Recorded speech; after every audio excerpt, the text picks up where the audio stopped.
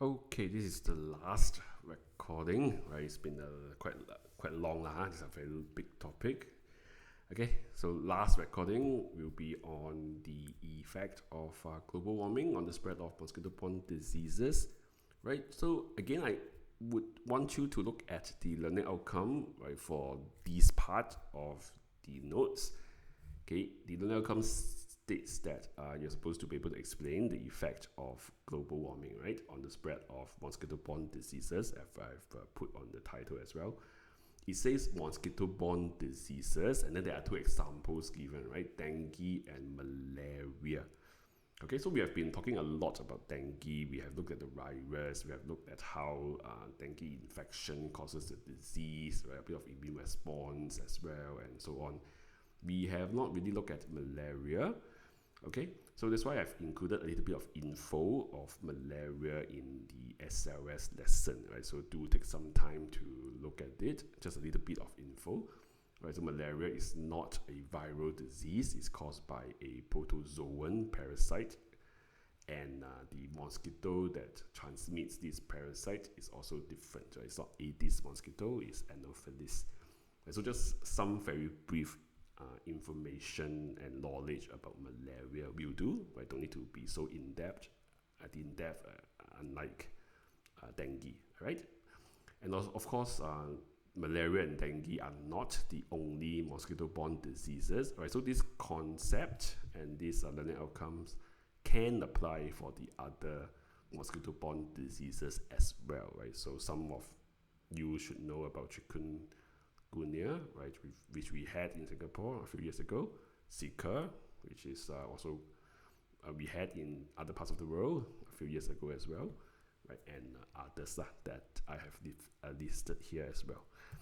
Okay, so we have mentioned this before, right? Mosquito-borne diseases are tropical diseases because the mosquitoes, right, be it Aedes or Anopheles, mosquitoes in general live in tropical areas because of the favorable conditions, right? You can imagine tropical areas, there's more rainfall, there's more water collected, right? And mosquitoes do need the water, right, to lay eggs. Okay, so a tropical area would be more favorable. Okay, so a bit more reasons, right, why the tropical conditions are more suitable for mosquitoes, right? So there's no cold time of the year, right, in a tropical region, so the mosquitoes are able to be active all year round. The higher temperature, right, increases the rate of maturation of the mosquito, so they are able to lay eggs, reproduce much earlier, and therefore more reproduction, right? More rainfall, more humid conditions, and therefore more water for laying eggs, and that also the humid conditions also keep the mosquito alive, because when it's too dry, they do dry out. Okay, so that's why the tropical conditions are more favorable for mosquitoes, and that causes the mosquito-borne diseases to be a tropical diseases. Okay. All right. However, right, with global warming, in which more parts of the world now becomes hotter, and that there are more rainfalls as well as a result of the hotter temperature, the mosquitoes are no longer restricted to only living in the tropics, right? The mosquitoes have spread to more temperate countries as well. And also, right, besides the latitude, right, which is what we're talking about when we talk about tropics and temperate countries, there's also a spread to the higher altitude as well, right? Because high up in the mountain, by right, it's supposed to be more cold, right, and less rainfall as a result. But because of the general increase in temperature in the whole world, the more of the higher altitude is also becoming viable for mosquitoes to live in. Right, so we see this spread to beyond the tropics to higher latitudes and higher altitudes as well. Okay, so this is the spread that we forecasting if nothing is done on global warming.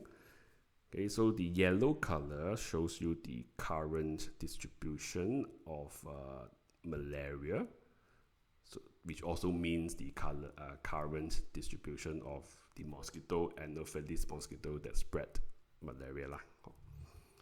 The red color is the projected distribution by 2050. So you can see, right, in terms of the latitude, it is moving up more north and moving more south as well beyond the tropics.